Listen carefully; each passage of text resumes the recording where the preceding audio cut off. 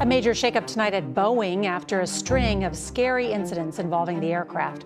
The company's CEO announcing today he will step down. In a stunning move that has sent shockwaves through Washington and the global aerospace industry, Boeing has announced plans to scale back or shut down multiple U.S. manufacturing facilities, redirecting major production to overseas partners.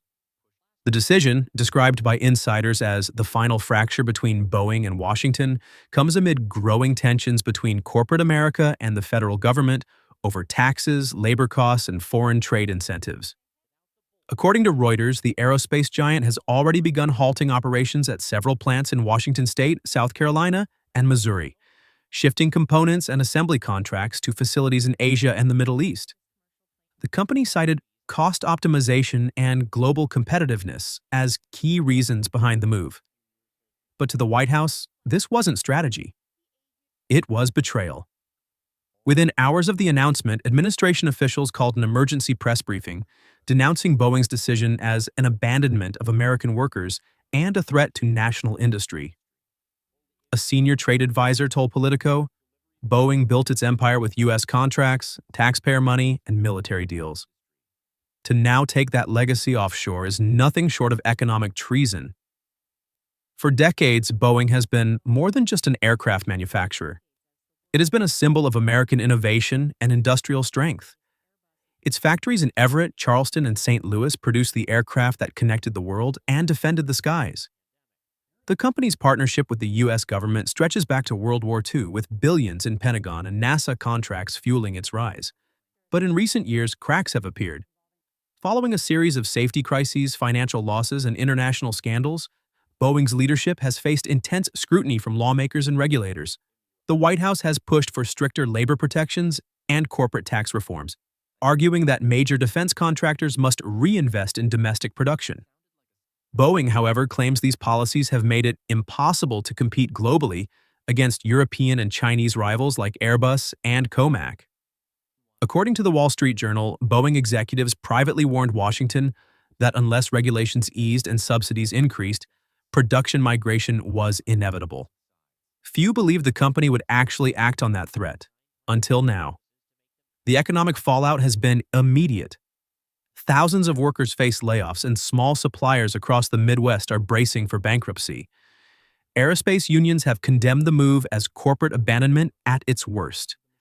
Meanwhile, the stock market reacted violently, with Boeing shares plummeting by more than 12% in a single day. For the White House, this is more than an economic crisis. It's a political one. With election season looming, the administration is under pressure to prove it can defend American jobs from corporate offshoring.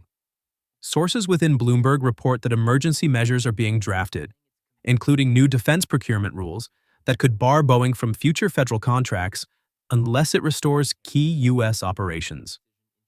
One senior official summed up the mood inside the West Wing. Boeing forgot who built them. Now, Washington intends to remind them the White House's response came like a thunderclap. Within 48 hours of Boeing's announcement, administration officials unveiled what they described as the most aggressive corporate accountability plan in decades. The message was clear. If Boeing wanted to move its production abroad, the U.S. government would make it pay a heavy price. According to the Financial Times, the emergency directive drafted by the National Economic Council proposes a sweeping set of measures aimed directly at Boeing's operations. These include the suspension of key defense contracts, the review of all federal subsidies, and potential tax penalties for any company that outsources jobs previously supported by U.S. funding. The Department of Defense, which relies on Boeing for fighter jets, tankers, and satellite systems, has been ordered to reevaluate alternative suppliers, a move that sent shockwaves through the defense industry. During a tense press conference, the White House spokesperson declared, Boeing has benefited from America's strength for generations. If it chooses to abandon American soil, it cannot continue to profit from American taxpayers. Inside Boeing's headquarters, the reaction was equally fierce. Executives accused the administration of economic intimidation, warning that such retaliation could destabilize an already fragile aerospace sector. In a statement released to Bloomberg, the company claimed that U.S. manufacturing has become uncompetitive due to outdated regulations, high labor costs, and global pressures, And that diversification abroad was necessary for long-term survival. But critics say Boeing's move was less about survival and more about greed. Labor unions quickly rallied behind the White House. The Aerospace Workers Federation called Boeing's decision a betrayal of the working class, arguing that the company had received billions in public bailouts and yet continued to cut jobs and send production overseas. One union leader put it bluntly, "Boeing built America's skies with American hands. If they leave, they should leave every government dollar behind too." Financial markets are now caught in the crossfire. Boeing's stock continues to tumble, wiping out over $25 billion in market value, while suppliers in states like Kansas and Oklahoma report mass cancellations. Analysts warn that if Boeing's foreign expansion accelerates, it could trigger a wider industrial exodus, with other major corporations following suit to escape U.S. regulation. Meanwhile, foreign governments are taking note. Reports from Nikkei Asia suggest that both Saudi Arabia and India have offered Boeing lucrative incentives to relocate major assembly lines to their territories, part of a global competition to capture the company's high-tech manufacturing base. But the White House is determined to fight back.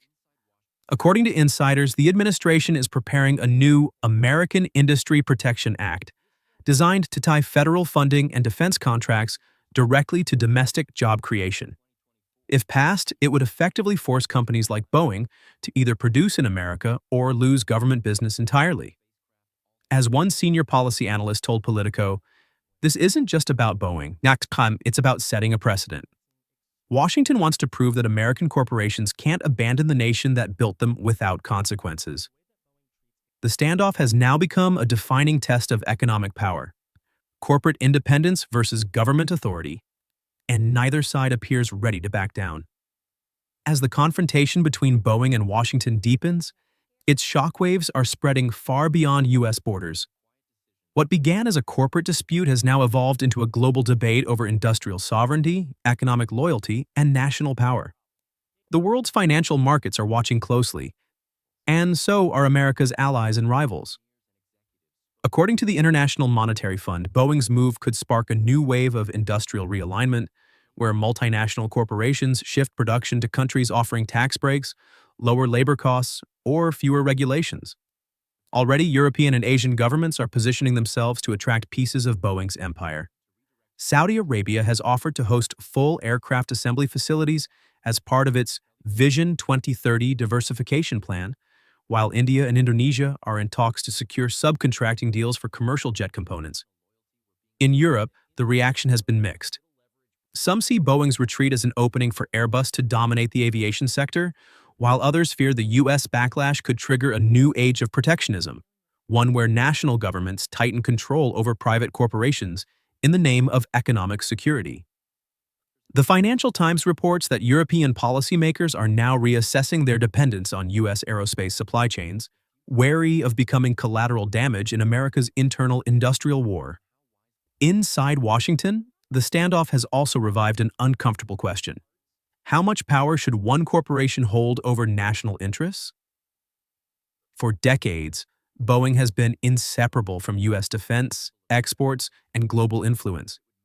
Its aircraft don't just carry passengers, they represent America's technological might and diplomatic reach.